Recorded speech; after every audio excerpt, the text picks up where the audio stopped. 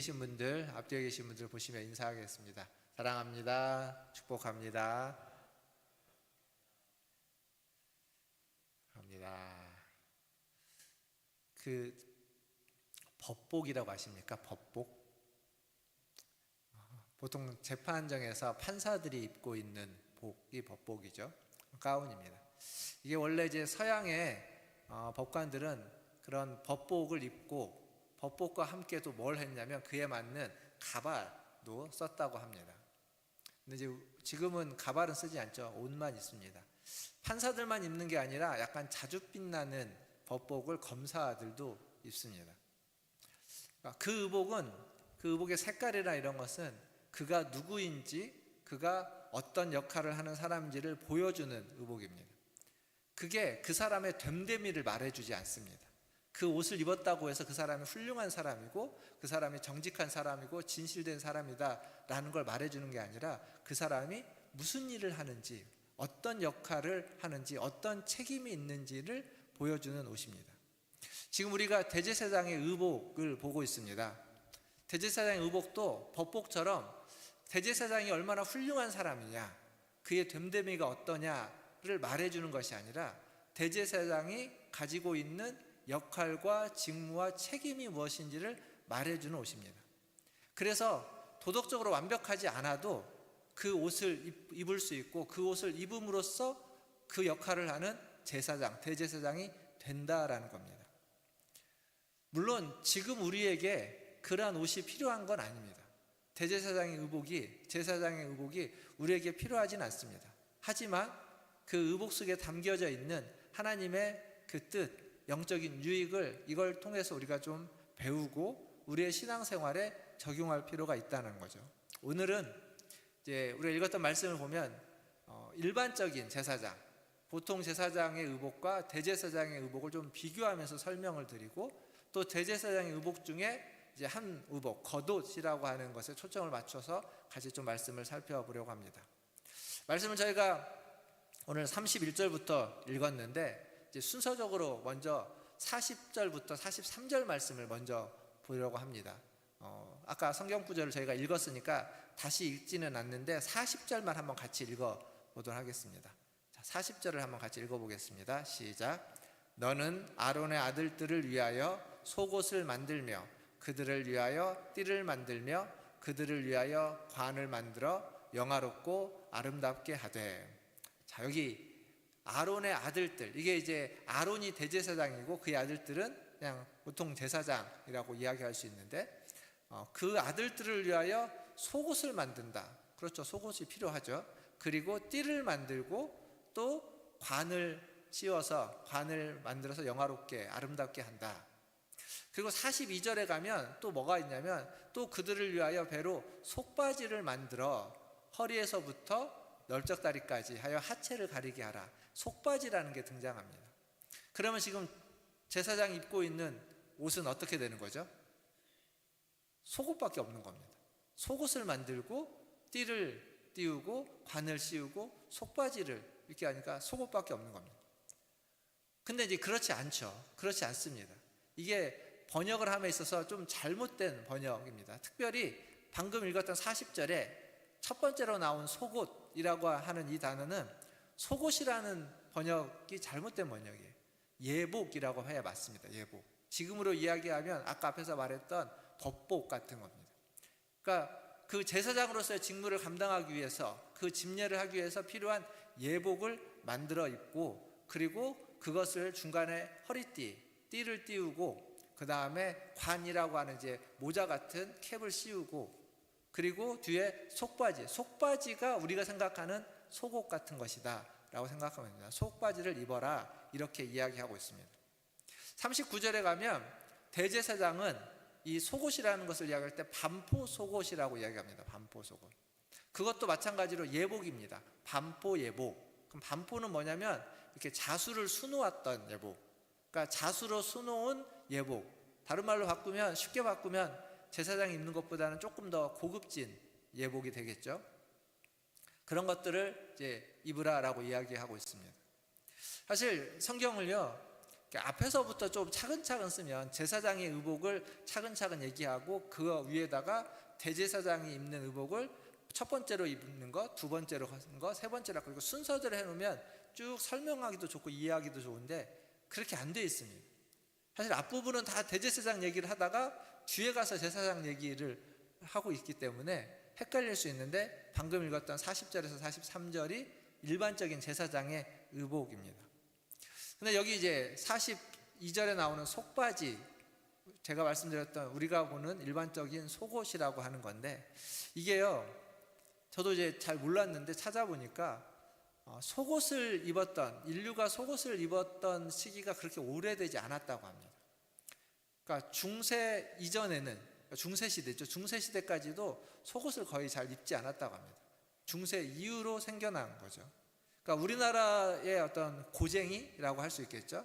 고쟁이 같은 것이 이제 속바지 같은 건데 그것도 생각해 보면 그렇게 오래된 얘기가 아니라는 거고 근대에 들어서 시작된 건데 지금 우리가 입고 있는 속옷 같은 것은 20세기 초에 검색해 보니까 찾아보니까 조금씩 말이 다르는데 20세기 초에 프랑스에서 한 의류회사가 거기 고쟁이 같은 속옷의 다리 부분을 잘라가지고 절단해서 짧게 만든 속옷은 그때 시작되었다고 합니다. 물론 이제 일본에서 시작되었다는 글도 있기도 합니다. 여튼 결국 오래된 얘기가 아니라는 거예요. 근데 지금 우리가 보고 있는 성경 출애굽기 28장 이건 지금으로부터 못해도 3500년 전, 4000년 전에 쓰여진 글인데 거기에 속바지를 언급하고 있고 그 속옷을 언급하고 있고 그 위에다가 예복을 입으라고 이야기하고 있습니다. 그 얘기는 벌써 뭔가를 이렇게 뭐 이런 패션이나 이런 것들 염두하고 성경이 이야기하는 게 아니라 오늘 말씀 42절 보니까 그렇게 속바지를 입음으로써 하체를 가려서 결국 우리의 타락한 본성을 가려서 하나님 앞에서 죽음을 면하게 하기 위한 그러한 모습을 성경은 이야기하고 있다라는 겁니다.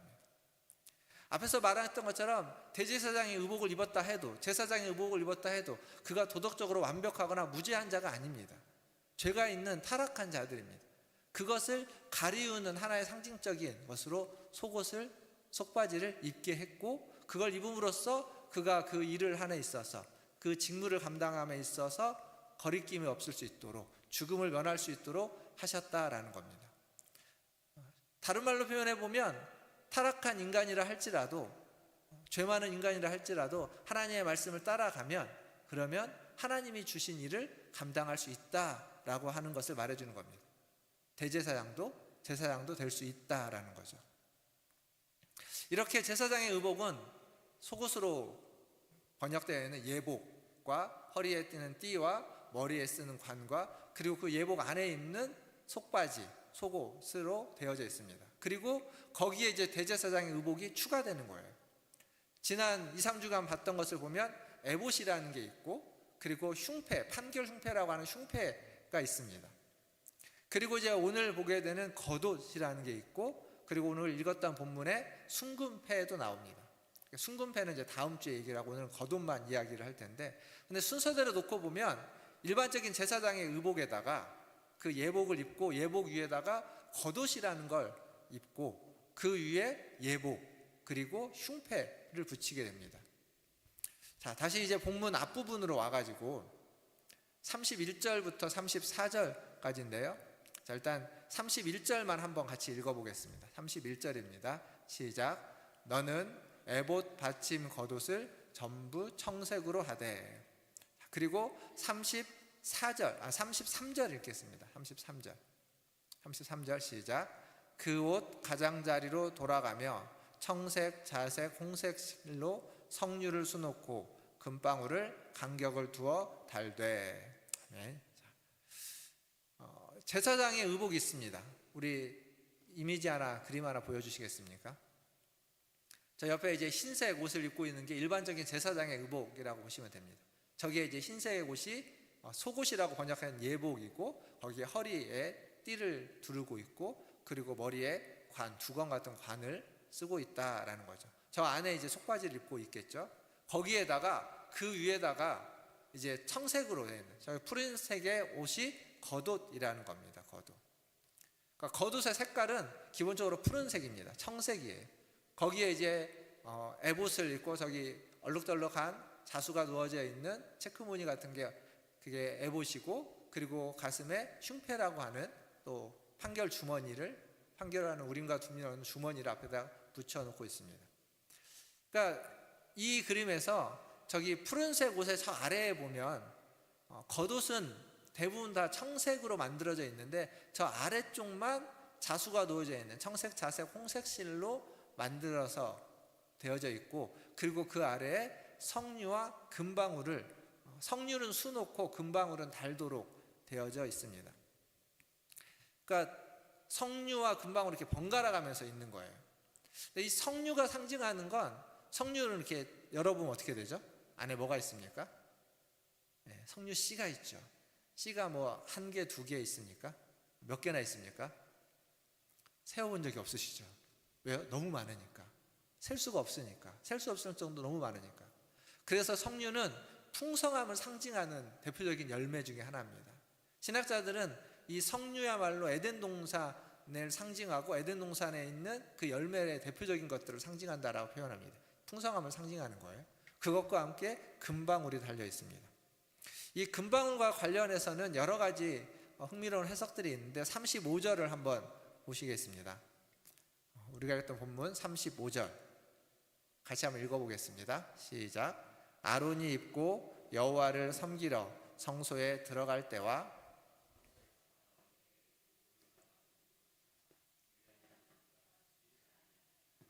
아멘. 자, 여기 보면 35절에 성소에 들어갈 때와 그 성소에서 나올 때 그 소리가 들리면 아론이 죽지 아니하리라, 죽지 않을 것이다 라고 되어져 있습니다. 소리가 들리면 죽지 않는다. 그러니까 표면적으로 보면 그 소리가 아론을 죽음으로부터 막아주는, 어떤 보호해주는 방패의 역할을 한다라고 볼 수 있습니다. 근데 왜 그런지는 알지 못합니다. 성경에 기록되어져 있지도 않고 알 수가 없습니다. 근데 그 현상만, 지금 일어날 수 있는 현상만 성경에 있는 거예요. 이 금방울과 관련해서 굉장히 여러 가지 의견들, 여러 가지 해석들, 또 여러 가지 설명들이 나오는데, 대표적인 게 뭐냐면 대제사장이 금방울 달린 옷을 입고서 이제 성소에 들어가고 지성소에 들어갈 때 움직이면은 방울 소리가 들리잖아요.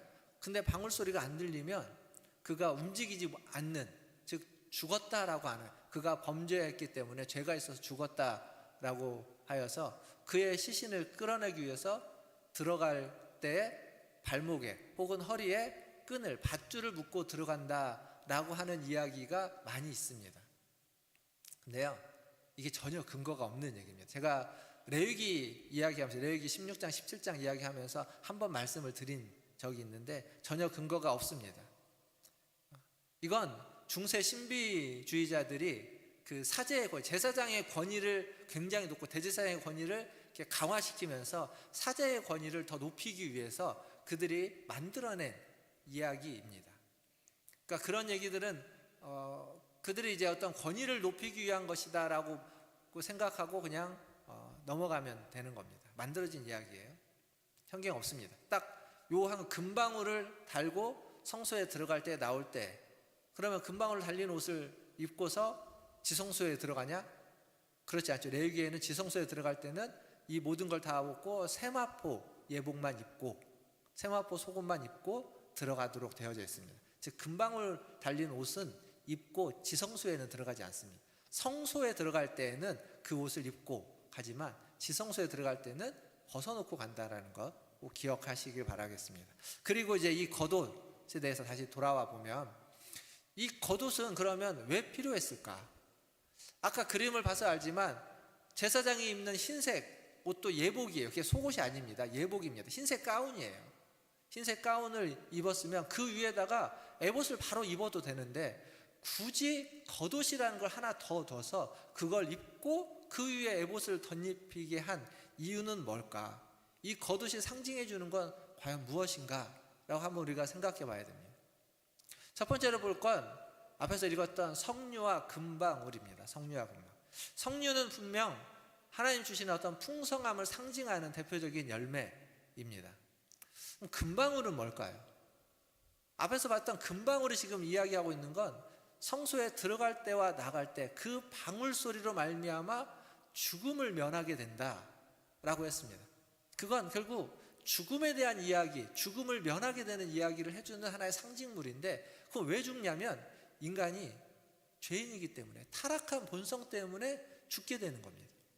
즉 금방울이 상징해 주는 건 성류가 하나님의 풍성함을 상징한다면, 금방울은 인간의 유한함과 타락한 본성을 보여주는 하나의 상징물인 겁니다. 그 소리가 들려야만 그 타락한 본성에도 불구하고 죽음을 면할 수 있기 때문에, 그 소리가 들리지 않으면 타락한 본성으로 말미암아 우리는 죽을 수밖에 없다라는 것을 보여주는 것이 금방울이라는 거죠. 사실 대제사장의 겉옷에 달려져 있는 성류와 금방울, 번갈아 가면서 달려있게 되어져 있는데, 이 성류와 금방울은 하나님의 풍성함과 인간의 죄성을 상징적으로 보여줍니다. 근데 이게 하나님의 풍성함과 인간의 죄성이라는 건요, 그 간극이 너무 멀고도 멉니다. 하늘과 땅이 맞닿을 수 없는 것처럼 하나님의 풍성함과 인간의 죄는 함께하기 어렵습니다. 그런데 그걸 제사장의 겉옷 아래에 하단에 번갈아 가면서 계속 삥 둘러서, 하나는 성류는 수놓고 금방울은 달도록 되어져 있죠. 어찌 보면 이건 대제사장이 어떤 존재인지, 이 먼 간극을 그 중간에서 중재하는 역할, 그 딜레마를 해결해주는 역할, 그게 대제사장의 역할이기에 대제사장이 어떤 존재인지를 보여주는 하나의 상징적인 그러한 배치라고 볼 수 있을 겁니다. 그리고 두 번째로 이 겉옷의 상징성은 여전히 계속 말씀드렸던 그 재료에서 찾을 수 있습니다. 겉옷은 무엇으로 만드냐면 청색, 자색, 홍색 실로 만드는데, 근데 청색, 자색, 홍색 실은 하단에만 쓰여집니다. 대부분의 부분은 뭘로 만드냐면 청색 실로 만들죠. 아까 그림에서 봤지 않습니까? 청색입니다, 청색. 근데 일단 그 하단에 있는 청색, 자색, 홍색 실로 그것을 만든다는 걸 통해서 알 수 있는 건 뭐냐면, 그건 앞에서도 지성소에서도, 그리고 그의 덮개에서도, 그리고 에봇에서도, 흉패에서도 다 청색, 자색, 홍색 실로 만들었습니다. 그래서 제가 뭐라고 말씀드렸냐면, 그건 이 땅에 속한 의복이 아니라 하늘에 속한 의복이다. 그러니까 이 겉옷도 마찬가지입니다. 그러니까 우리가 잘 보면 일반적인 제사장의 복장에서는 그렇지 않지만 대제사장에 추가되는 복장으로 가보면 그 모든 것들은 다 하늘에 속한 것이라는 것을 상징적으로 보여주는 재료를 계속 쓰고 있다라는 겁니다. 하늘에 속한 옷을 입고 있는 거죠, 결국. 그리고 그것을 청색으로 했다. 제가 말씀을 준비하면서 보니까 이 청색, 자색, 홍색 실, 색실이 그 시대에는 그렇게 흔한 것이 아니어서 구하기 어려운 귀한 것들이었는데, 그 중에서도 청색 염료로 만든 청색실이 가장 구하기 어려웠다고 합니다. 그런데 그 청색실로 전체를, 옷을 한 벌을 만들게 한 거죠. 청색을 그렇게 많이 사용하게 한 데에는 그 청색만이 가지고 있는 특유의 강조점이 있을 겁니다. 그 강조점을 다른 말씀에서 좀 같이 한번 찾아보려고 합니다. 출애굽기 24장 10절인데요. 한번 같이 성경 구절을 읽어보도록 하겠습니다. 출애굽기 24장 10절입니다. 같이 읽겠습니다. 이스라엘의 하나님을 보니 그의 발 아래에는 청옥을 편듯하고 하늘같이 청명하더라. 아멘. 여기 이제 청색과 관련된 표현이 나오는데, 이게 지금 무슨 내용이냐면, 모세가 시내산에 하나님을 만나러 올라가는, 그래서 율법을 받아오는 장면에 있는 내용입니다. 그런데 출애굽기 19장에 가면 모세가 시내산에 올라갈 때 그 시내산은, 그 하늘은 어땠냐면 우레가, 번개가 가득하고 구름이 빽빽하여서 연기가 자욱했다, 이렇게 되어져 있습니다. 무슨 얘기냐면 하늘이 안 보이는 거예요. 하늘이 안 보이는 구름과 연기로 가득한, 그리고 번쩍번쩍하는 우레와 번개가 치고 소리가 들리는 그러한 모습입니다. 그런데 그 같은 시내산에 24장에 말씀이 주어지는 그 순간에 가니까 어느 한 곳에 하나님이 등장하고 있는데, 그 하나님을 올려다 보니까 그의 발 아래 청옥을 폈고, 그리고 그곳은 하늘같이 청명하더라. 그러니까 푸른색 하늘이 하늘이 보이는 겁니다. 그리고 하나님이 그 위에 계시는 것이 보여지는 거죠. 결국 이 푸른색 하늘이라고 하는, 청명한 하늘이라고 하는 이 색은 하나님이 그 구름이 빽빽하고 연기가 자욱한 것을 다 해치고 하나님이 임재했다라는 것을 보여주는 대표적인 색이 되는 겁니다. 물론 청색, 자색, 홍색실 자체가 하나님의 보좌를 상징하는 하늘의 색이다라고 앞에서 말씀드렸는데, 이 그 중에 청색은 두드러지게 하늘에 임재하고 계시는 하나님을 보여주는 대표적인 색입니다. 그래서 대제사장의 옷은 그 자수가 놓여져 있는 화려한 에봇을 보지 않아도 그냥 청색, 이 푸른 색의 모습만으로도 그가 하늘의 색을 입고 있고 하늘에 속한 자다라는 것을 명백하게 보여주고 있습니다. 또 하나 살펴볼 텐데, 민수기 말씀인데, 이 하나님은 이스라엘 백성에게도 이 청색을 입도록 했습니다. 민수기 15장 38절 말씀 한번 같이 읽어보겠습니다. 15장 38절입니다. 시작. 이스라엘 자손에게 명령하여 대대로 그들의 옷단 귀에 술을 만들고 청색 끈을 그 귀의 술에 더하라. 아멘.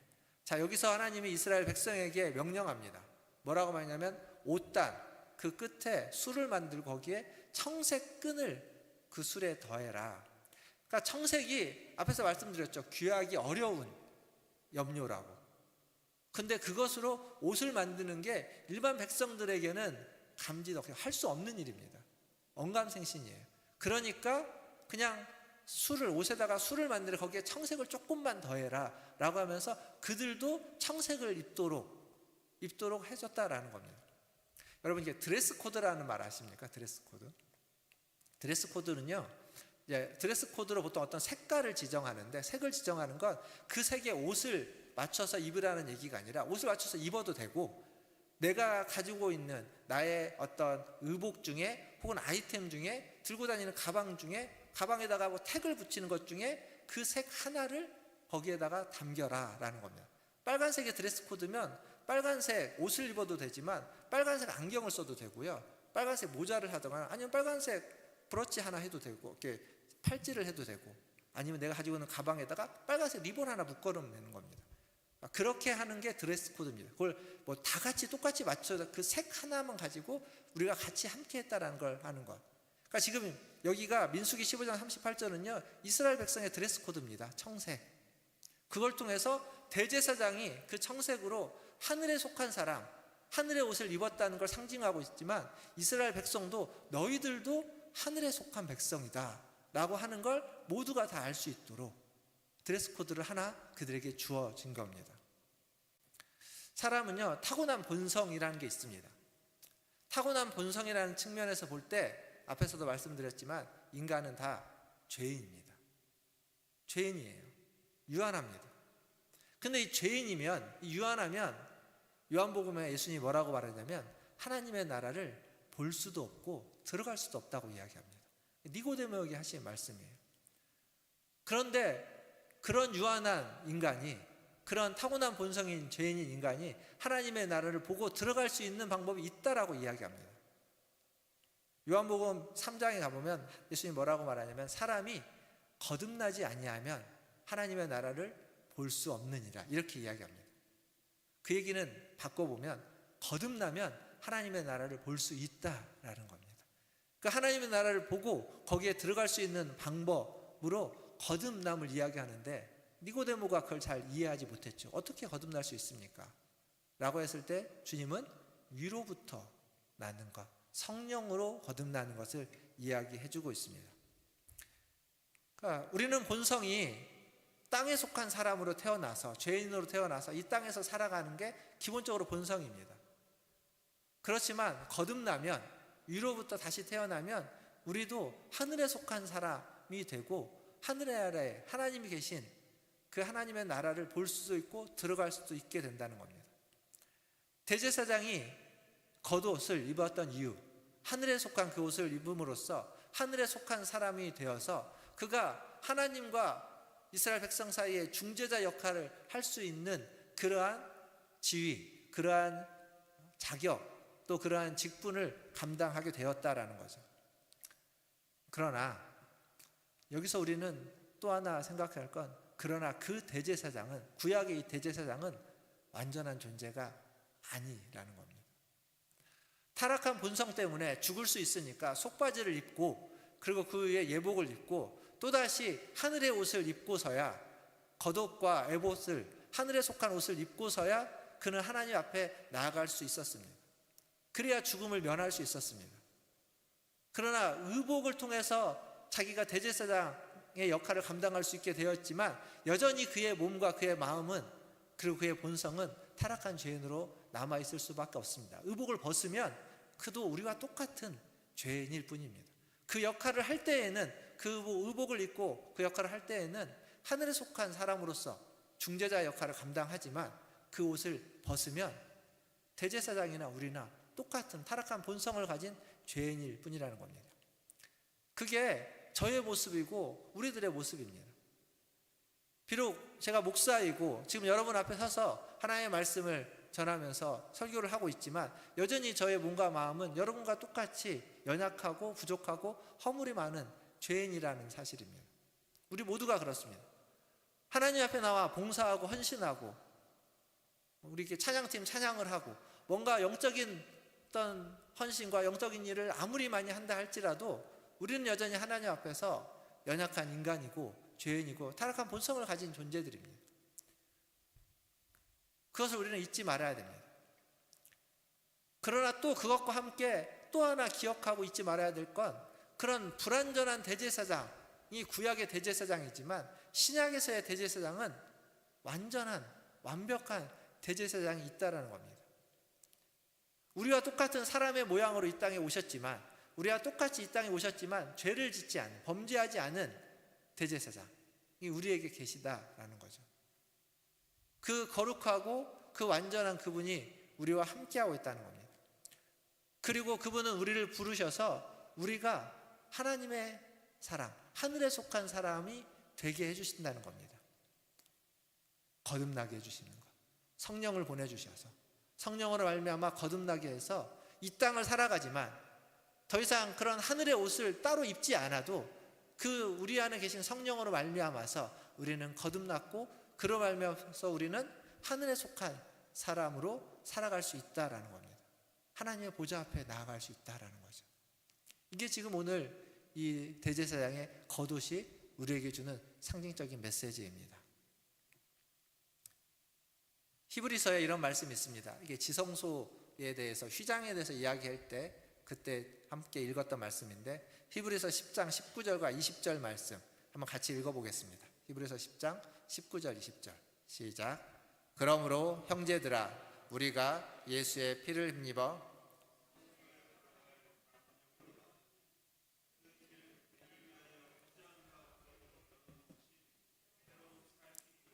휘장은 곧 그의 육체니라. 아멘. 예수의 피를 힘입어 성소에 들어갈 담력을 얻었다. 담력. 그러니까 구약의 대제사장은 그가 대제사장임에도 불구하고 속바지를 입지 않고 또 겉옷과 에봇 이런 것들을 입지 않고는 하나님 앞에 나아갈 수 없습니다. 이런 담력이 그들에게는 없습니다. 항상 하나님의 말씀대로 순종해야만 갈 수 있고, 금방울도 그럼에도 불구하고 죽음을 면하기 위해서 그 소리가 들려져야만 할 필요가 있었습니다. 그러나 그리스도를 믿는 우리는 다릅니다. 그리스도를 믿는 우리는 그리스도의 피로 말미암아 담력이 주어졌습니다. 그리스도만 믿고 다른 것 다 필요 없이 그리스도만 믿고 하나님 앞에 나아갈 수 있습니다. 오늘 설교 제목을 제가 뭐라고 말했냐면 아들의 뻔뻔함이라고 했습니다. 담력을 다른 말로 바꾸면 뻔뻔하게 나아갈 수 있는 겁니다. 그리스도의 피만 의지해서 뻔뻔하게 하나님 앞에 나아갈 수, 내 모습은, 지금 내 마음은, 지금 내 형편은, 그리고 지난 한 주간의 나의 삶은 하나님 앞에 갈 수 없는 모습이고 삶이었다 할지라도 오늘 이 순간 이 자리에 와서 우리가 그리스도의 보혈을 의지하고 뻔뻔하게 하나님 앞에 나아갈 수 있는 은혜와 복이 우리에게 주어져 있다라는 겁니다. 누가복음 15장에 가면 탕자가 나오죠. 그 둘째 아들이 나옵니다. 둘째 아들은 아버지에게 재산을 받아가지고 그 유산을 받아서 가서 다 탕진해 버렸습니다. 돈을 다 까먹었습니다. 근데 그가 탕진한 게 돈만이 아닙니다. 무엇도 그거는 탕진했냐면 아들의 지위도 다 탕진해 버렸습니다. 자기가 아버지의 아들이라는 것조차도 그는 마음에 갖고 있지 못했습니다. 그래서 다시 돌아가야 될 때, 아버지가 생각나서 다시 돌아갈 때 아들로서 돌아갈 자신이 없는 거죠. 그래서 아버지의 집에 품꾼 하나만으로, 또 자기는 족하다고 품꾼으로만 나를 받아줘도 내 아버지, 내가 알던 그 아버지, 나의 주인이죠. 나의 주인이 될 그분은 너무 좋은 분이기에 품꾼이면 충분하다 하고 돌아갔습니다.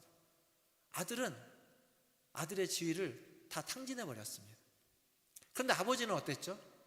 아버지는 아닙니다. 자기의 재산을, 자기의 아들의 지위를 다 탕진해 버렸던 그 아들이 돌아오자 그 아버지는 그에게 어디 갔다 왔느냐, 왜 그랬느냐, 너는 이제 돌이켰느냐, 마음을 바꿨느냐, 아무것도 묻지 않고 그냥 오자마자 그의 손에 가락지를 끼우고 신을 새롭게 새 옷을 입힙니다. 이게 뭐 하는 겁니까? 아들의 지위를 회복시켜주는 겁니다. 그가 탕진해버렸던, 재산인보다 탕진해버렸던 그 아들이라고 하는 그 담력, 그 담대함, 그 믿음, 그 지위, 그 마음을 회복시켜주는 겁니다. 뻔뻔하게 아들로서 살 수 있도록 그렇게 탕진하고 돌아가고 아들로서 살려면 그냥 보통 뻔뻔함 가지고는 안 되는 겁니다. 근데 그걸 회복시켜주는 겁니다. 아들의 뻔뻔함. 아들은요, 자녀들은요 뻔뻔합니다. 뻔뻔하게요, 집에 와가지고 엄마한테 밥 달라고 요구합니다. 엄마가 힘들던 아프던 자기는 밥을 먹어야 되는, 오늘 뭐 먹어? 맨날 우리 집에서 우리 아들들이 하는 얘기예요. 엄마 오늘 저녁은 뭐 먹어? 요구합니다. 때로는 무슨 돈을 맡겨놓은 것처럼 돈 좀 달라고 합니다. 그래 뻔뻔해요. 하지만 그게 아들이고 딸이고 자녀입니다.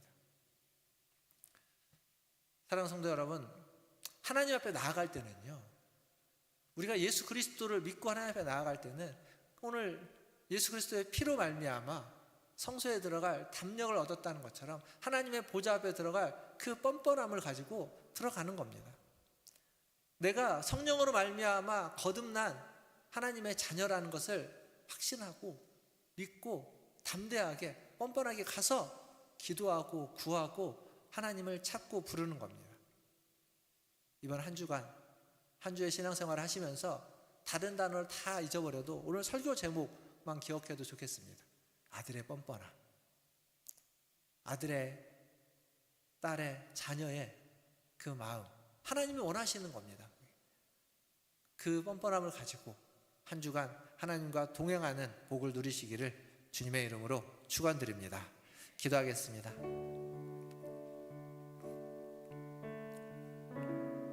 자녀들의 지위는 부모의 마음이, 부모의 사랑이 만들어주는 걸 겁니다. 하나님이 우리에게 원하시는 모습도 하나님의 자녀로서 하나님의 자녀답게 살기를 원하는 것입니다.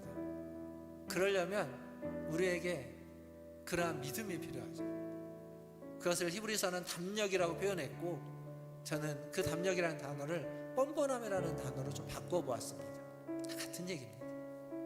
하나님 앞에 나아가실 때 우리의 대제사장인, 그리고 우리 안에 성령을 보내주신 예수 그리스도를 의지하고 성령으로 말미암아 우리가 하늘에 속한 자라는 사실을 기억하고 믿으면서 하나님 앞에 담대하게 나아가시기를 바랍니다. 이 한 주간 그렇게 하나님과 동행하기를 위해서 함께 기도하며 나아가겠습니다. 함께 기도하겠습니다. 하나님 아버지, 오늘도 하나님 앞에 나아갑니다. 하나님, 오늘